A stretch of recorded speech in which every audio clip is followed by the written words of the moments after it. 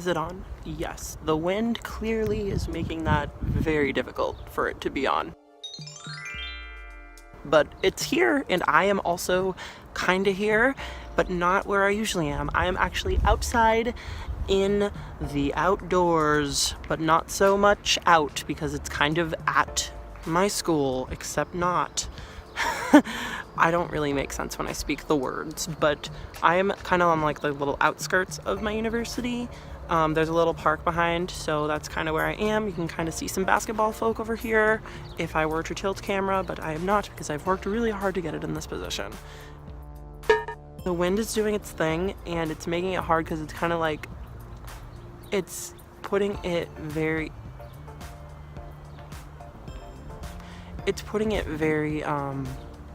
wobbly, and it's also very awkward that I have people like walking literally every minute behind me. For example,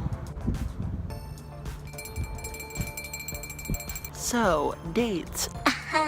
Those things I never do, and some people wonder why I don't date, besides the fact that I'm totally not even human. I'm practically an alien lizard. Yeah, some people like try and meet up, and like I'm just really not into that. I've gone on like 2 dates in the past 3 years, and they've all kind of not worked out. The horror story that I will tell, and if people enjoy this story, I want them to give this video a little thumbs up like thing, because then I will tell more stories. Maybe some of them will be kind of upbeat. Maybe some of them will be scary like this one. We don't really know what my dating life is like, but we're gonna take it back to when I was like 16 maybe? 16, 17, I don't know. Grindr. Grindr is a place. And we don't really talk about Grindr because Grindr is scary. Actually, no. We like Grindr. We kind of do. It's like a curious thing, I think, to go on Grindr now. Sometimes it's just nice to know who's gay.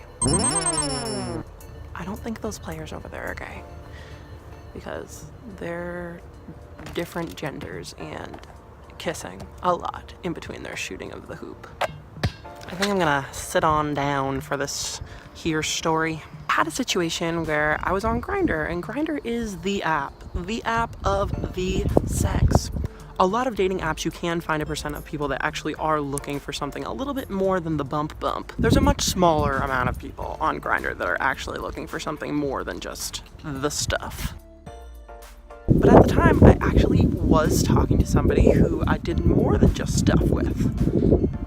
And we actually ended up dating for a few months, which was actually really nice. It was a good relationship, and then it ended tragically, and I was really depressed for a while. I'm not very good friends with them, but I'm friendly with them, and that's very good, because you should be healthy and stuff with your past situational relationshipers, because that's what civil-minded people do, I guess. I'm not really one of those, but it's just how it happened.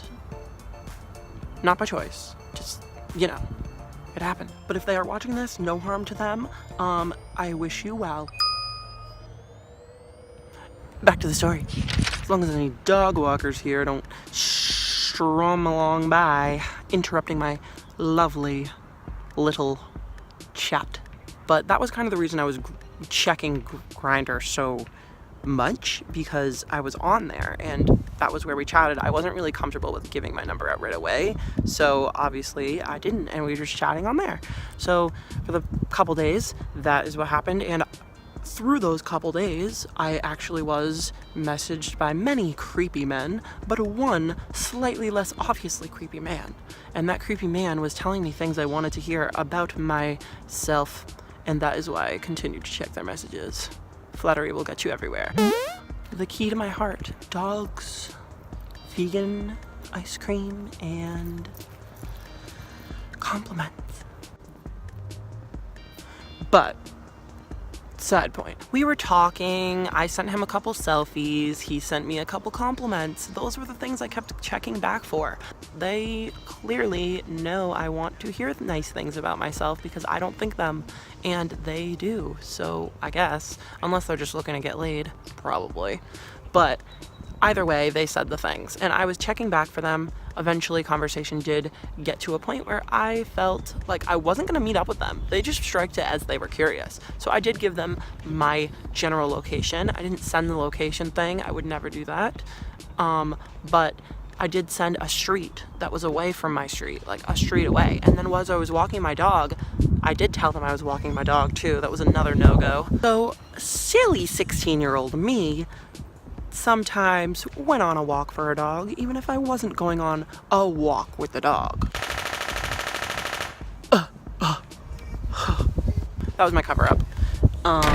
When I was in the closet, when I was just looking for friends. There's too much winking in this video.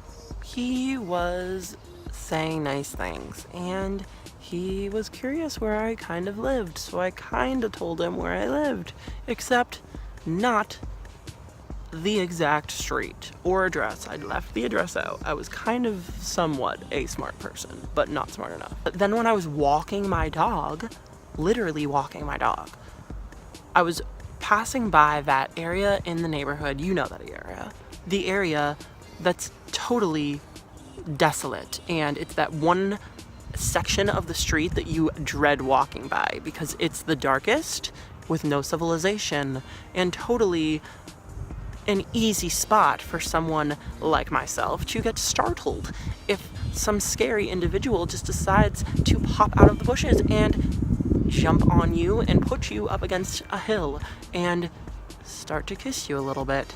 And I did push him off of me when this happened, which was very scary. I pushed him off of me. They just pounced out of that bush like a cat, and not like a really cute little cuddly cat, like a ferocious, I'm gonna dominate you cat. He scared me so bad that I dropped my little dog. I didn't have them held, but I dropped their leash and they kind of ran off a little bit. So I was dogless and guardless and knifeless. I didn't have a pocket knife with me. Now I own one. I don't really know how to get the blade out of the thing, but all I know is I have one so I can threaten somebody with the handle. Hopefully that's enough. Yeah, he jumped on me.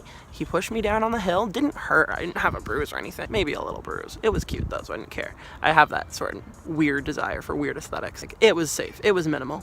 I was on the hill and he kissed my neck a little bit, kissed my cheek a little bit, gave my lips a little smackaroo.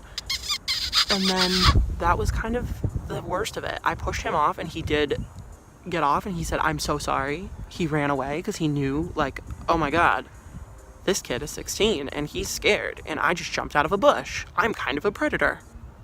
No. But Mr. Predator Man realized his mistake, ran away, said, I'm so sorry, and then texted me again saying, I'm so sorry, and then blocked me.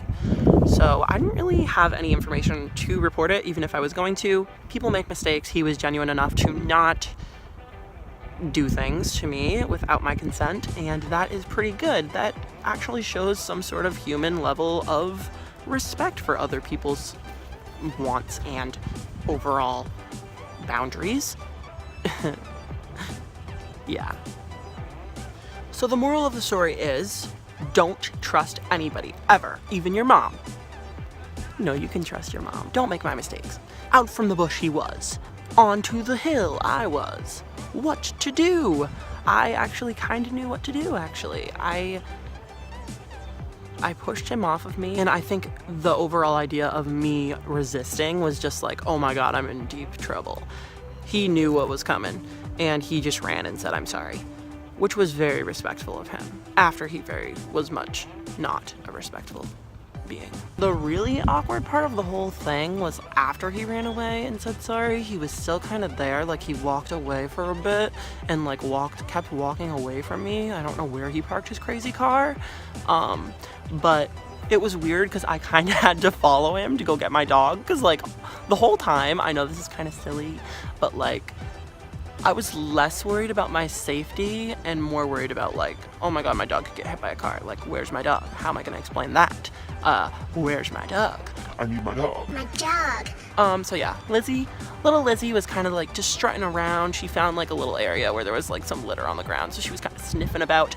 And I was just stressing, trying to find Lizzie, and the guy was kind of just like closely around in the vicinity. Felt really awkward. I wanted my dog back. I was just trying to get home at that point. But I did regret giving him the information that I did. It wasn't right. 16-year-old Alec really was lucky that time around. There have been other situations that have been a little bit more dangerous, but I kind of am a thrill seeker. I am really doing a bad job with this whole safety, security, be cautious thing. I just think it's really important that people realize that anything can happen on the internet. So you really have to watch what you say and what you put out there. I hope I'm not painting this as like an alluring kind of everybody do this, because this is really a great thing. This is not good. Do not ever do that. Ever. Okay? Yeah? Oh, here come more friends.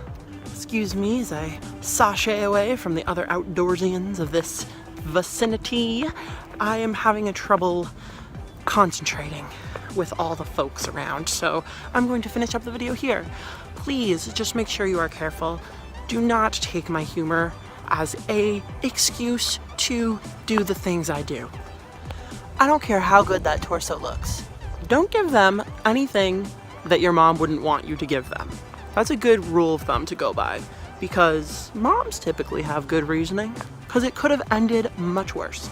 Do me a sweet old favor and go ahead and click my face to see more from me. If you want to see more stories, I'll try and be more upbeat or put a funny one into it next time. I do have some other scary ones too, believe it or not. I didn't completely learn from my mistakes, and some happened before that. Bye.